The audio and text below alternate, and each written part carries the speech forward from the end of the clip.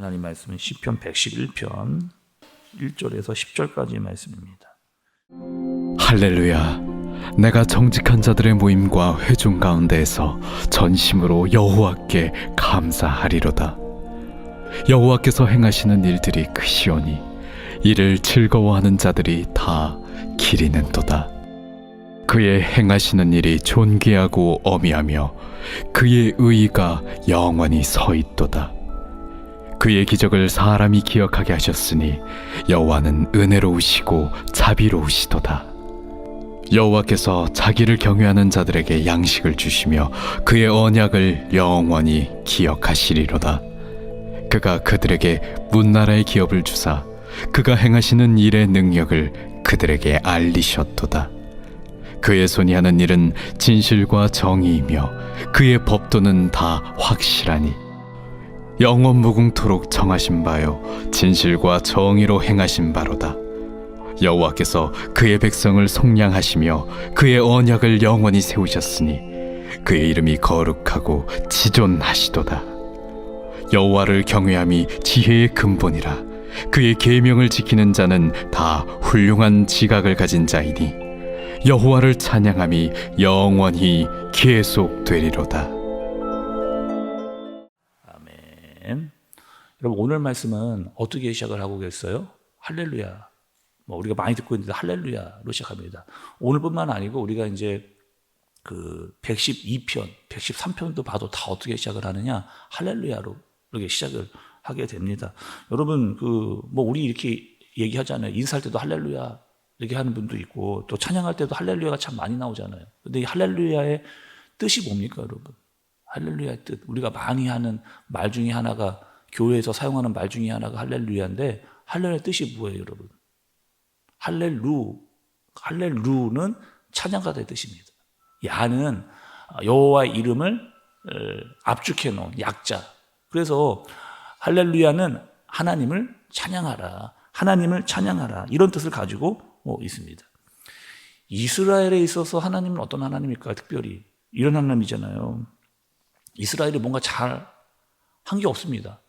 하나님 앞에 이스라엘이 잘한 게 없거든요. 칭찬받을 만한 한 게 아무것도 없습니다. 그런데 하나님께서 은혜로 정말 이스라엘을 선택을 해주셨잖아요. 그래서 그들을 인도해 주시고 도와주시고 붙들어 주시고 보호해 주시고, 그렇게 하나님께서 이스라엘을 이끌어 가셨습니다.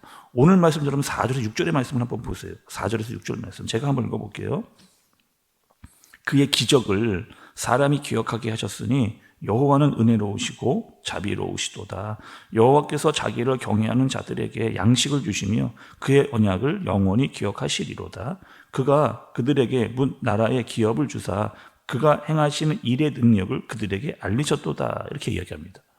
하나님께서 이스라엘에게 어떤 기적을 행하셨느냐? 여러분, 말할 수 없는 기적을 행하시고, 또 그들에게 약속을 또 하나님이 주시고, 또 그 약속은 뭐예요?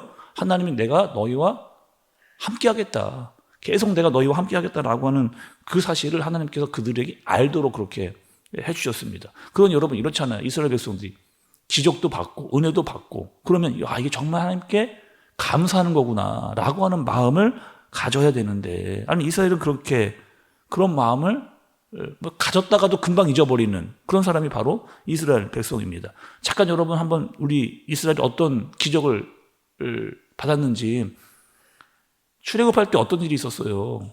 10가지 재앙. 하나님께서 10가지 재앙을 보내주셨습니다. 또 홍해를 거르게 하시는, 그리고 광야를 걸을 때 어떤 일이 있었어요? 불기둥과 기둥이 그들을 인도해 주시는, 그거 다 하나님께서 그들에게 주신 겁니다. 처음에는 어땠을까요, 여러분?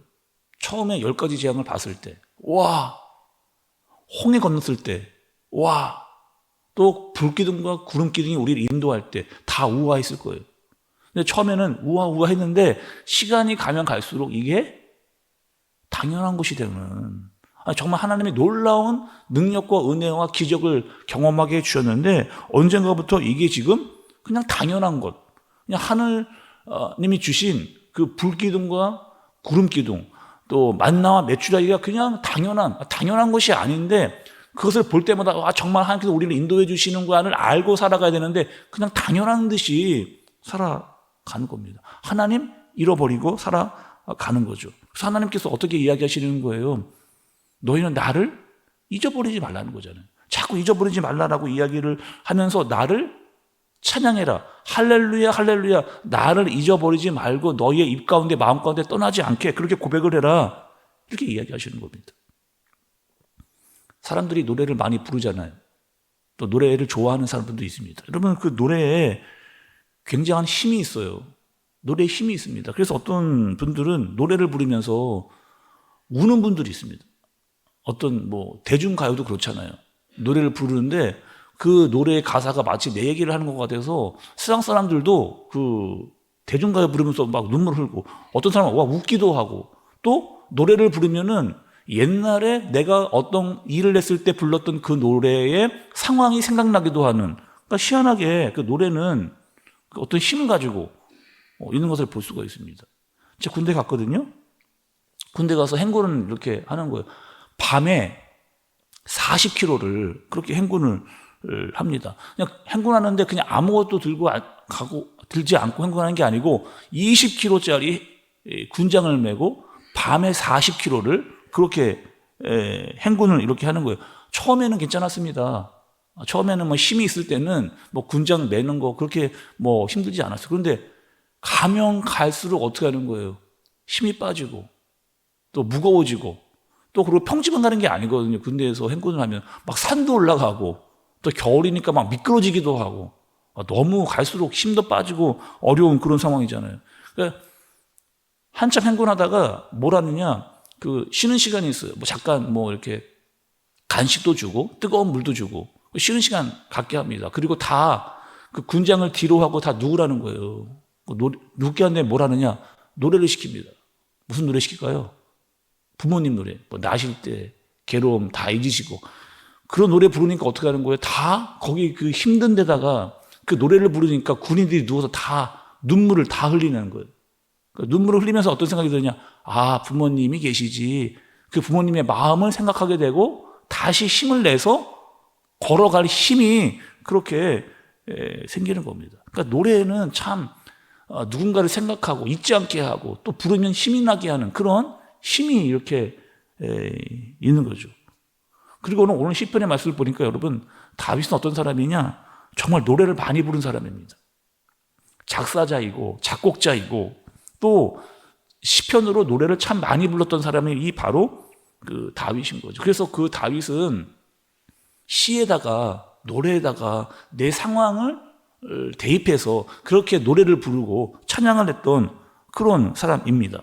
기쁠 때 빠른 찬양 막 불렀겠죠. 다윗은 또 힘들고 어려울 때 우리 여러분 이럴 때 있지 않으세요? 기도하러 왔는데 기도가 정말 안 될 때 너무 힘들어서 어떠한 것도 내 입으로 잘 나오지 않을 때만큼 힘들 때가 있잖아요. 그때 다윗은 또 어떻게 했을까요? 찬양으로 기도하는 겁니다. 나오지 않는데 기도의 제목들이 나오지 않는데 찬양으로 하나님께 기도를 하는 거죠. 그러면서 어떻게 했을까요? 다윗은 기쁠 때 빠른 찬송도 부르고 힘들 때 기도 안 될 때 찬양도 부르면서 어떻게 하는 거예요? 하나님을 잃어버리지 않는 겁니다. 하나님을 잊어버리지 않는 것. 나와 함께 하신 하나님을 계속 찬양하면서 그분을 잊지 않는. 그래서 목동일 때도 그랬고요. 광야에 있을 때도 그랬고 왕이었을 때도 항상 하나님을 잊지 않으면서 다윗은 찬양과 노래를 불렀던 그런 사람이 바로 다윗인 거죠. 우리는 여러분 어떤 사람이에요? 우리 어떤 사람들입니까, 여러분? 영원히 죽을 수밖에 없는. 그런데 그 영 죽을 나를 하나님께서 끄집어내셔서 마치 애굽의 노아처럼 살았던 사람들을 우리 끄집어내서 하나님께서 우리를 선택하고 인도하고 보호해 주시고 함께 해 주시겠다. 그렇게 이야기해 주시는 분이 바로 하나님입니다. 우리 입장에서는 어떻게 해도 잊지 말아야죠.